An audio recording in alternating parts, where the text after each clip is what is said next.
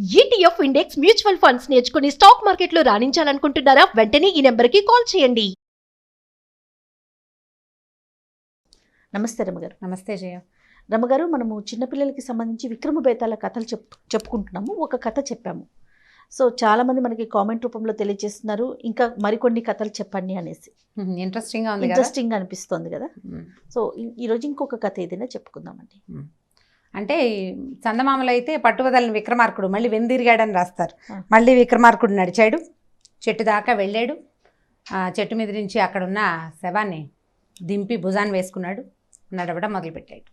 మళ్ళీ చెట్టు మీద నుంచి ఈ శవం వెనకాలే, అంటే అతని మృతదేహాన్ని ఆశ్రయించుకుని ఉన్న బేతాళుడు ఈ రాజుగారికి, రాజా నీకు మార్గాధ్యాస తెలియకనంటే నువ్వు నడుస్తున్నావు, నడిచేటప్పుడు బోర్ కొట్టకుండా ఏదో ఒకటి చెప్పాలి. పక్క వాళ్ళు మాట్లాడుతుంటే కాలక్షేపం బాగుంటుంది కదా, ఒక మంచి కథ చెప్తానని ఒక కథ చెప్పడం మొదలుపెట్టాడు. ఇప్పుడు ఈయన చెప్పినవి 25 కథలు కాకుండా మనం ఒక ప్రక్షిప్తాలు అంటే పైనుంచి పెట్టినవి ఇంకా బోల్డ్ అని కల్పిత కథలే మన దగ్గర హెచ్చుగా ఉన్నాయి. చెప్దాం. మంచి మొదట ఒరిజినల్ స్టోరీస్గా అంటే మొట్టమొదట కాలంలో సంస్కృతంలో చెప్పబడిన కథలు కూడా దొరుకుతున్నాయి, అవి కూడా ఉన్నాయి. సో వాటిలలో ఇది ఒక కథ అనమాట. ఒక ఊళ్ళోనట ఒక భార్యాభర్త, ఒక ధనవంతులైన భార్యాభర్త ఉన్నారు. వాళ్ళకి ఒక కొడుకు ఉన్నాడట. వాడి పేరు ఏంటంటే ప్రగల్భుడు, అబ్బాయి పేరు. ప్రగల్భత్వం అంటే ఏంటంటే అన్నీ నాకే తెలుసు, అన్నీ నాకే వచ్చు, ప్రగల్భంగా అంటే ఏం చేయాలో తెలియనప్పుడు కూడా ప్రగల్భంగా నవ్వాడు అంటారు. అట్లాంటి పేరు పెట్టారు వాడికి. అంటే లేక పుట్టాడు. వాడికి భయం తెలియదు, భయం అంటే ఏమిటో తెలియదు. చిన్నప్పుడు భయం తెలిసేది కాదు. చాలామంది చిన్నపిల్లలు బెదరకుండా ఉంటారు, కొంత వయసు వచ్చాక మెల్లిగా భయం తెలుస్తుంది. వీడికి 4 ఏళ్ళు వచ్చినాయి, భయం తెలియలా. 6 ఏళ్ళు వచ్చినాయి, తెలియలా. ఇంకా పెద్దవాడు అవుతుంటే క్రమంగా పెరిగే కొద్దికి వీడికి భయం తెలుస్తుందిలే అని అనుకున్నారు. వాడికి 8-9 సంవత్సరాల వయసు వచ్చాక వాడికి అర్థమైంది తనకి భయం తెలియదని, తను ఏ సాహస కార్యానికైనా చేసేయగలనని వాడికి అర్థమైందనమాట. పిల్లలకి తమ తెలుసుకోవడం ఒక ఏజ్ వచ్చాకే కదా జరిగేది. వీడు అక్కడి నుంచి ఏం చేసేవాడు, ఆ కొండ నుంచి ఈ కొండ మీదకి దూకేయటం, ఓ తాడు పుచ్చుకుని ఈ కొండ నుంచి ఆ కొండ మీదకి వెళ్ళిపోవటం, నది ఎవరు ఈదలేని నదిని ఈదేయటం లాంటి సాహస కృత్యాలు చేస్తూ ఉండేవాడు. వాడికి పరమ సాహసికుడుగా పేరు వచ్చిందనమాట. ఏమి లేదు, ఎక్కడ ఏదున్నా సరే అదేదో శ్మశానంలో దయ్యాలున్నాయంటే ఏం పర్వాలేదని అక్కడికి వెళ్ళిపోతుండేవాడు. దాంతో వాడికి ఆ వచ్చిన పేరు వల్ల ఉత్సాహం వస్తుంది కదా, అట్లా చాలా సాహస కార్యాలు చేస్తూ ఉండేవాడు. కొన్నాళ్ళ తర్వాత వాడికి ఏమనిపించిందంటే, ఈ చిన్న ఊరు, ఈ కాస్త ప్లేసు, ఈ తెలిసిన మొహాలు అందరూ తెలుసు, ఇలా కాకుండా నేను ఎవరో తెలియని వాళ్ళకు కూడా నా సాహస కార్యాలను చూపించాలి. ప్రపంచంలో ఇంకా ఎన్ని వింతలు విడ్డూరాలు ఉన్నాయో, సాహసోపేతమైన కార్యాలు ఎన్ని ఉన్నాయో అవన్నీ చూసేయాలనిపించింది వాడికి. అనిపించేసరికల్లా వాళ్ళ అమ్మా నాన్నని వాళ్ళని పర్మిషన్ అడిగాడు, నేను ఊరు వెళ్తాను అంటే. మన దేశాటనకి వెళ్ళడం అనేది అసలు పాత కథల్లో ఎంత ఎక్కువగా కనపడుతుందో దేశాటనకు వెళ్ళటం. దేశాటనకి బయలుదేరాడు.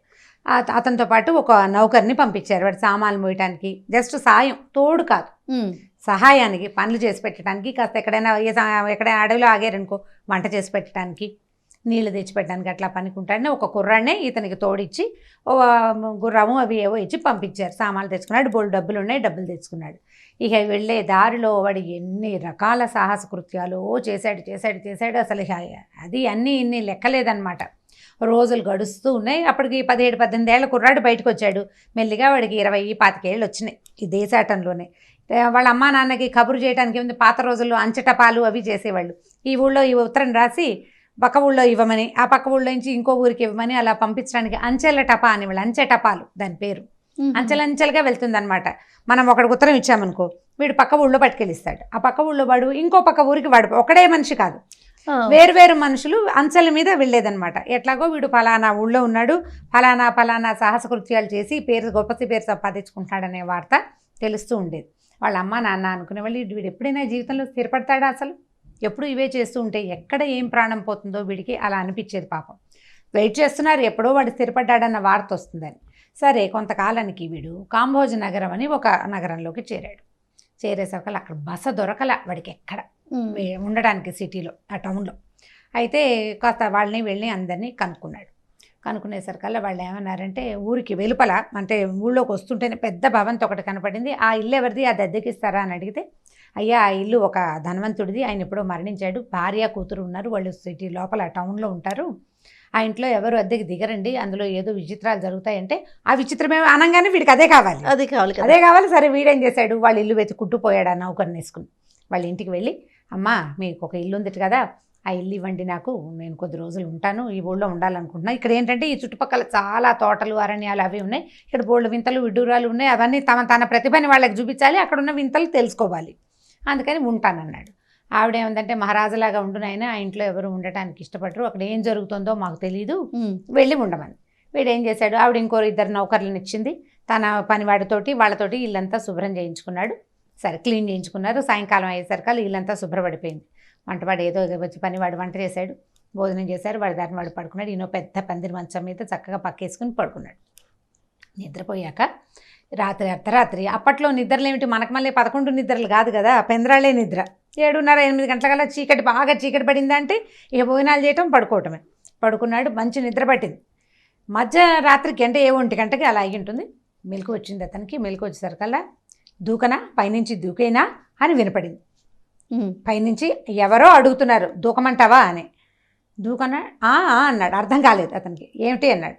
అదే నీ మీదకి దూకమంటావా అని అడిగింది. దూకే అన్నాడు వీడు. ఎవరైనా సడన్గా ఒక ఖాళీ ఇంట్లో 2 మనుషులు ఉన్నప్పుడు పైనుంచి ఎవరైనా దూకుతా అంటే భయం వేయద్దు, వీడికి భయం వేయలా. దూకే అన్నాడు. అయితే ఏమన్నాడు, మొత్తంగా దూకనా ముక్కలు ముక్కలుగా దూకనా అని అడిగింది పైనుంచి గొంతు. నువ్వు ముక్కలుగా కాదు పొడి పొడిగా దూకినా నాకేం అభ్యంతరం లేదు, దూకు చూస్తాను నీ సంగతి అన్నాడు. అనేసరికి ఒక 5 నిమిషాల్లో ముందో తలపడింది ఇతని మీద, తర్వాత ఒక ఆలు, ఓ చెయ్యి, ఓ మండే ఉంది, 5-6 ముక్కలుగా శరీర భాగాలన్నీ వీడి మీద పడ్డాయి. ఓకే. పడేసరికల్లా చూశాడు, వేరే మనిషి శరీర భాగాలు కనపడ్డాయి. మంచం దిగాడు. దిగి ఇలా ముక్కలు ముక్కలుగా పడి భయపడటం ఏమిటి, మొత్తంగా నీ రూపం ఏమిటో చూపించి నాకు, చూస్తాను నేను నీ సంగతి అన్నాడు. భయస్థుడు కాదు వాడు, ధైర్యస్తుడు కదా, సాహసోపేతమైన ప్రయత్నాలు చేయగలిగేవాడు. అంత ధైర్యం వాడికి. నుంచో, నువ్వు ఎలా ఉన్నావో అసలు నాకు కనపడి, ఈ ముక్కలేమిటి, ఈ ముక్కలేమిటి, నీ సంగతి ఏమిటి అనేసరికల్లా సరే ఆ ముక్కలన్నీ వీడు చూస్తుండగానే అట్లా అట్లా అట్లా అట్లా దగ్గరకు వచ్చి ఒక శరీరం, రూపం, ఆ దాల్చిన రూపం దీనంగా బుర్ర వాల్చి, ఓపిక లేదు ఆ శరీరానికి, ఉషోమని ఉందన్నమాట, అసలు దానికి శక్తే లేదు. లేక ఒక మగవాడు అతను తలకాయ వాల్చుకుని ఏమన్నాడంటే, నాయన నువ్వు భలే ధైర్యస్తుడు, పోయి ఎంతమందినో అడిగాను, ఒక్కడు సమాధానం చెప్పలే, పుంజాలు తెంపుకుని పారిపోయారు వచ్చిన వాళ్ళంతా అని. ఏం చెప్పాడంటే, ఈ ఇల్లు నాదే, ఈ ఇంటి ఓనర్ నేను ఒక దొంగతనం చేశాను ఒక ఇంట్లో, చేసి తర్వాత నేను బాగా ధనవంతుడయ్యాను. నేను చేసిన దొంగతనం వల్ల ఒక ఇంట్లో చేశాడు చౌర్యంతో, తర్వాత నేను నా దొంగతనాన్ని దాచేసుకున్నా. నేను ఇంత గొప్పవాడిని అయిపోయి బాగా సంపాదించాను, నా భార్య కూతురు దగ్గర కూడా బోల్డు డబ్బులు ఉన్నాయి. నేను ఎవరికై దగ్గర ఇంట్లో నుంచి అయితే దొంగతనం చేశానో వాళ్ళు దరిద్రులైపోయారు, ఆ పాపం నన్ను పట్టి పీడిస్తోంది, దాంతో నేను ఇలా పిశాచి రూపం దాల్చి ఇక్కడ ఉండిపోయాను. ఆ డబ్బులతో కట్టిన ఇల్లు అవటంతో ఈ ఇంట్లోకి ఎవడు వచ్చి అన్నం తిన్నవాడు లేడు, నువ్వే మొదటిసారి అన్నం తిన్నావు చాలా కాలం తర్వాత ఇక్కడ, కాబట్టి నాకు ఏదైనా చెయ్యి, నా భార్యకి ఇట్లా నేను ఒకళ్ళ దగ్గర దొంగతనం చేశానని, వాళ్ళకి నేను దొంగతనం చేసిన డబ్బు మొత్తాన్ని అప్పచెప్పమని చెప్తావా, చెబితేనే నాకు ఈ పిశాచి రూపు పోతుంది, ఈ ఇంటికి పట్టిన శాపం వదులుతుంది అని అడిగాడు. అడిగేసరికల్లా సరే ఇతను ఏమన్నాడు, నీ దారి నువ్వు, నేను ఏర్పాటు చేస్తానులే అన్నాడు. మర్నాడు తెల్లవారంగానే ఏదో పొద్దుటి పనులు చేసుకున్నాడు, చెక్కమని వాళ్ళ ఇంటికి వెళ్ళాడు. వెళ్ళేసరికల్లా ఆవిడేమనుకుంది, ఈవిడ తలుపు కొట్టి ముందు రోజు ఇల్లు తీసుకునేవాడు మర్నాడు పొద్దున రాగానే తాళాలు ఇచ్చి మీ ఇంట్లో నేను ఉండను అని చెప్తాడు అనుకుంది. అనుకునేసరికల్లా వీడన్నాడు, అమ్మ వాకిట్లో కాదు ఇంట్లో కదండి, మీకు ఒక మాట చెప్తానని. లోపలికి వెళ్ళాక ఆ ఇంట్లో మీ భర్త ఉన్నాడు, అతను ప్రేత రూపంలో ఉన్నాడు, ఇలా ముక్కలు ముక్కలుగా నా మీద పడ్డాడు, నాకు చెప్పాడు కదా ఫలానా వాళ్ళ ఇంట్లో దొంగతనం చేశానంటే, అయ్యో అవునయ్యా వాళ్ళు చాలా పేదవాళ్ళు అని చెప్పింది. ఆ పేదరికం మీ వల్లే వచ్చింది, మీ భర్తే వాళ్ళ ఇంట్లో దొంగతనం చేశాడమ్మా, కాబట్టి వాళ్ళకి ఆ డబ్బు ఇస్తే తనకు ఆ పిశాచి రూపం వదులుతుందని అతను చెప్పమన్నాడు నీకు. నీ భర్త ఫలానా బట్టలు వేసుకున్నాడు, ఫలానా రకంగా ఉన్నాడు అని ఆవిడకి నమ్మకంగా చెప్పాడు. చెప్పేసరికల్లా ఆవిడ చాలా సంతోషించి, చాలా మంచివాడు భయ్యా, నువ్వు ఎంత మంచి మాట చెప్పావని ముందు ఏం చేసింది, కూతురిని నిద్రలేపి కథ అంతా చెప్పింది. అక్కడి నుంచి చెరుకు సంచి మోసుకుంటూ వెళ్ళి వాళ్ళ ఇంటికి వెళ్ళి, ఎప్పుడో మా ఆయన ఒక ఉత్తరం రాసి మా ఇంట్లో పెట్టాడు, మీకు ఇవ్వాలనుకున్నానని, అది ఇప్పుడు దొరికింది మా పాత ఇంట్లో, మరేం చేస్తారు, ఆయన ప్రేతంగా ఉన్నాడు, దొంగతనం చేశాడు, ఇలాంటివి చెప్పలేరు కదా, నిజాలు చెప్పలేకపోతారు, కానీ ఒక ఉత్తరం దొరికిందమ్మా, ఇదిగోండి ఈ డబ్బు అని చెప్పేసి వాళ్ళు ఎంత పోగొట్టుకున్నారో దానికి ఇబ్బడి ముబ్బడిగా డబ్బు వేసి వాళ్ళకి అప్పచెప్పేసరికల్లా జనాలకే తెలిసిందట, ఆ ఇంట్లోకి ఒక కళ వచ్చింది. అంతకుముందు పాడుకొట్లాడుతూ ఉండే ఆ ఇల్లు సడన్గా కళావంతంగా అయిపోయి వెళ్ళిపోయాడు అనమాట వాడు, అందులో ఇచ్చి కళకళలాడుతూ అయిపోయింది. అక్కడి నుంచి ఈవిడ ఏం చేసింది, ఆ ఇల్లు మళ్ళీ సున్నాలు వేయించి చక్కగా బాగు చేయించుకుని, ఆ ఇంట్లోకి వెళ్ళిపోతాను నాయన అని, నువ్వు చాలా మంచివాడివి, చాలా సాహసవంతమైన ఒక విషయం చెప్పావు నువ్వు నాకు. అంటే ఇప్పుడు కనపడుతోంది కదా, ఇంత ధైర్య పరాక్రమాలు ఉన్నాయి నాయన నీకు, మా అమ్మాయిని ఇచ్చి పెళ్లి చేస్తాను, ఆ ఊరు ఈ ఊరు తిరక్కు, మా దగ్గరే ఉండమని అడిగింది. అడిగేసరికల్లా వీడేం చెప్పాడంటే, నాకు ఆసక్తి లేదు, ఇంకా ఆ భయం అనే పదార్థం ఏంటో తెలుసుకోవాలి నేను, దానికోసమే వెతుకుతున్నాను, నీకు ఎక్కడ భయం వేయటం లేదు నాకు, అదేమైనా తెలుసుకున్న తర్వాత అప్పుడు మీ దగ్గరకు వస్తాను అని చెప్పాడు. అప్పుడు చూద్దామన్నాడు. సరే ఏదో 2 పూటలు వాళ్ళతో ఉన్నాడు, చక్కగా వంట చేసి పెట్టారు, బాగా చూసుకున్నారు. ఓ రోజు పొద్దున్నే బయలుదేరుతానని చెప్పాడు. ఆ ఇంటి ఆవిడ కూతురు ఏం చేసింది, అంత పంజరంలో 2 పావురాలు ఉన్నాయి అమ్మాయి దగ్గర, పెంపుడు పావురాలు, నువ్వు ఒక్కడివే వెళ్తావు, నీతో పాటు ఉంటాయని ఆ పావురాలు ఉన్న ఆ జత, అంటే ఇతను తోడనమాట, అతనితో పాటు వెళ్ళడానికి ఆ పావురాలు ఉన్న పంజరాన్ని అతని చేతిలో పెట్టింది ఒక గిఫ్ట్ లాగా. సరే ఈ కుర్రాడు ఏం చేశాడు, పనివాడితో సహా సామాన్లు పుచ్చుకొని ఈ పావురాల పంజరాన్ని కూడా పట్టుకుని పోయారు. వెళ్ళారు కొద్ది రోజులు తిరిగిన తర్వాత ఈ పనివాడు అన్నాడు, బాబు ఎందుకంటే ఈ పావురాలని ఇట్లా పట్టుకెళ్తున్నాం మనం, అవి బయటికి వెళ్ళడానికి ఎంత తహతహలాడిపోతున్నాయో చూడండి, వదిలేయి, ఏముంది అమ్మాయి ఇచ్చింది, ఏదో తెచ్చాము, ఏ అడవులోనో వదిలేస్తే వాటి దారిన బతుకుతాయి కదా అన్నాడు.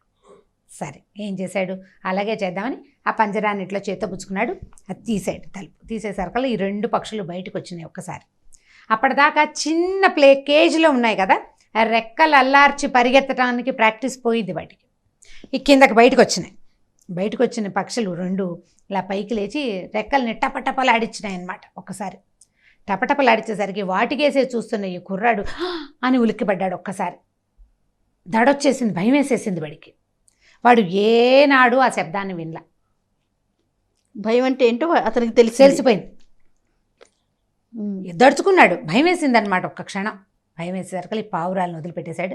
ఒరే మనం వెనక్కి వెళ్ళిపోదాం పదరా కాంభోజ నగరానికి అని చెప్పి కాంభోజ నగరం వెళ్ళి నేను మీ అమ్మాయిని పెళ్లి చేసుకుని స్థిరపడిపోయాడు. వాళ్ళ అమ్మకి నాన్నకి ఉత్తరం రాసి పంపించాడు, ఫలానా వాళ్ళ పిల్లని పెళ్లి చేసుకున్నాను, మన జాతి వాళ్ళే, వాళ్ళు వ్యాపారస్తులే, వీళ్ళు వ్యాపారస్తులే, ఇగో ఫలానా రండని ఉత్తరం రాశాడు. అమ్మ నాన్న సంతోషించారు. కథ కంచికి. ఇప్పుడు భేతాళుడు అడిగాడు. ఎన్నో సాహస కార్యాలు చేశాడు ప్రగల్భుడు. ఒక మనిషి ప్రేతం ముక్కలుగా తన మీద శరీరం పడినా భయపడలా. అతి సాత్వికమైన సౌమ్యమైన పావురాల శబ్దానికి ఎందుకు భయపడ్డాడు? సమాధానం తెలిసి చెప్పకపోయావా నీ తల పగిలిపోతుంది, సమాధానం తెలిస్తే చెప్పాలి అని అడిగాడు. విక్రమార్కుడు ఏం చెప్పాడంటే దీనికి సమాధానం, ఎంత సాహసికైనా భయం తెలీదు అని అనుకోవటం పొరపాటు. మహాపరాక్రమశాలి అయిన వాడికి కూడా పిల్లంటే భయం ఉండొచ్చు, అది ఎప్పుడైనా తెలుసుకున్నప్పుడే తెలుస్తుంది, కానీ తెలియకపోతే లేదని అర్థం తెలుస్తుంది. ఇప్పుడు తెలియకపోతే మనకు తెలియదు అనుకో, తెలియకపోతే లేదని కాదు, నీకు తెలియకపోతే తెలియదని అర్థం. వాడికి దేనివల్ల భయమో తెలియదు, అంతేగాని భయం లేకపోవటం కాదు. వాడికి కూడా భయం ప్రతి వాడికి ఉంటుంది, మానవ సహజమైనది భయం అనేది. వాడు సౌమ్యమైన పావురాలు అవి మెత్తగా అంటే సాత్వికంగా ఉంటాయి, కానీ అవి కింద నుంచి పైకి లేచేటప్పుడు వాటి రెక్కల చప్పుడు అదాటును వింటే ఉలిక్కి పడతారు. వాటి రెక్క అవి ఫ్లైట్ మరి ఎగరడానికి వాటి రెక్క పుడుతు ఇంతే ఉంటుంది, తప్పమంటుంది. మామూలుగా పావురాలు చూసాం కానీ ఇప్పుడు ఆ సౌండ్ని అబ్జర్వ్ చేయాలి. ఆ సౌండ్ని అదిగా చూడండి, మన దగ్గర ఎవరూ లేరు, రూమ్ ఖాళీగా ఉంది, అలా మనం ఏదో చూస్తూ ఉన్నాం, సడన్గా ఒక చిన్న నట్టు లాంటిది టంగమని పడింది అనుకో అంటాం. నట్టుకు భయమా? నట్టు అంటే భయమా మనకి? కాదు, సౌండ్. ఆ క్షణంలో మన గుండెకి బెదురు వస్తుంది. ఈ గుండె అనేదే బెదిరేది అని అర్థం, గుండె అంటేనే. కాబట్టి అమిత సాహసికుడైనా కూడా ఆ శబ్దానికి భయపడడం మానవ సహజమైన క్రియ. కాబట్టి బెదిరిన తర్వాత భయం అంటే ఏమిటి అనేది వాడికి అర్థమైంది. ఇక సాహస కార్యాలు చేయలేదు వాడు అని చెప్పాడు విక్రమార్కుడు. చెప్పగానే భేతాళుడు, రాజా మౌనవ్రతం తెప్పావు, నీతో నే రాను అని ఈ శవంతో సహా భేతాళుడు ఎగిరి మళ్ళీ చెట్టెక్కేశాడు.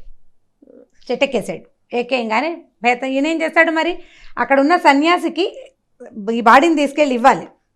అందుకని ఈ పట్టుబదలని విక్రమార్కుడు మళ్ళీ వెనుదిరిగి చెట్టు వైపుకి నడవడం మొదలుపెట్టాడు.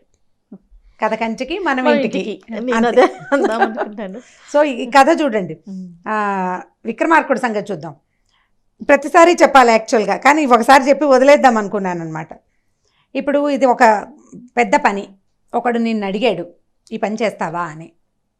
వెళ్ళాడు, ట్రై చేశాడు, కుదరలేదు. బాబు నీ రాదు, ఈ బేతాళుడు ఇక్కడ ఉన్నాడు, నేను చెయ్యను అని చెప్పాల విక్రమార్కుడు. చెప్పకుండా పట్టు మళ్ళీ వదల్లా. వెళ్ళి మళ్ళీ వెళ్ళి మళ్ళీ వెళ్ళి ఎన్నిసార్లో వెళ్ళి చివరికి ఆ శరీరాన్ని తెచ్చిచ్చాడు. ఇచ్చాడా రమ్మగారు? మ్మ్. ఇచ్చిన స్టోరీ కూడా ఉందా? ఖచ్చితంగా ఉంది. ఓకే చాలా రోజుల తర్వాత చెప్తాను, ఇప్పుడే చెప్పను ఆ కథ నేను. ఓకే. అది నాకు కూడా ఒక 15-16 ఏళ్ళు వచ్చాకే నేను ఆ కథ చదివాను. అంటే నేను నా 6వ ఏట నుంచి ఈ కథలు చదువుతూ ఉంటే ఆ పర్టికులర్ కథ అంత వయసు వచ్చాక ఇంచుమించు నేను కాలేజీలో చేరాక మా లెక్చరర్ ఒక ఆయన చెప్పారు నాకు. చాలా కాలం తర్వాత తెలుసుకున్నాను. అందరికీ తెలిసే, కొంతమందికి అందరికీ అనకూడదు. తర్వాత ఏమైంది అని చాలామంది క్వశ్చన్స్ కూడా వేస్తున్నారు. నీకు కూడా అదే ప్రశ్న ఉంది. విక్రమార్కుడిని కథలు మనకు ఎందుకు చెప్తారంటే జయ, ఏదైనా పని మొదలు పెడితే మానకూడదు, పట్టు వదలకూడదు, పట్టు వదలకూడదు, దాన్ని పట్టుకోవాలి, ఎలాగైనా సాధించాలనుకోవాలి. ఇప్పుడు ఇక్కడ మానవాతీతమైన విషయం ఒకటి ఉంది. మనుషుల వల్ల అంటే ఇప్పుడు నువ్వు చెట్టు ఎక్కావు, జారిపడ్డావు, మళ్ళీ ఎక్కి నీ మనిషి వల్ల జరిగే పని నువ్వు చెట్టు జాగ్రత్తగా ఎక్కడం 10 సార్లు జారాక కాళ్ళు చేతులు కొట్టుకుపోయాక మనుషులు నేర్చుకుంటారు. అవును, మనం చేయగలిగేది. ఇక్కడ ఒక మానవాతీత శక్తి ఉంది. ఈ కథలో వీడు మనిషి కాదు, భేతాళుడు. అతను ఈ రాజును విరుచుకు తినగలడు అమాంతం. అయినా కూడా అతని ఆ సాహసోపేతమైన బుద్ధి వల్లే ఆయన్ని మనం ఎప్పుడు చెప్పుకుంటాం. ఓకే. విక్రమార్కుడి కథలు చెప్పుకునేది ఎందుకంటే ఊరికే మనం కథ విని అందులో ఉన్న పజిల్ని విప్పడం కాదు. ఏదైనా మొదలు పెడితే మానకూడదు, దాన్ని చేసి తీరాలి. అది ఎందుకు? ఒప్పుకున్న పని నేను చేసి పెడతానని చెప్పాడు. ఒకటికి మాట ఇచ్చినప్పుడు మాట మీద నిలబడాలి, ఆ పని చెయ్యాలి అని చెప్పడం కోసం మహాభారత కథల్లో, రామాయణ కథల్లో కూడా మనం ఇలాంటివే చూస్తామా? తర్వాత వచ్చిన కథల్లో కూడా ఇదే, ఇచ్చిన మాట నిలబెట్టుకోండి, ఏదైనా ప్రయత్నం మొదలు పెడితే చివరి దాకా చెయ్యండి అని చెప్పడం కోసమే విక్రమార్కుడి కథలు చెప్తారు పిల్లలకి. నేను ఖచ్చితంగా నమ్ముతాను దాన్ని. చాలా బాగుంది రమ్మగారు. ఓకే జయ.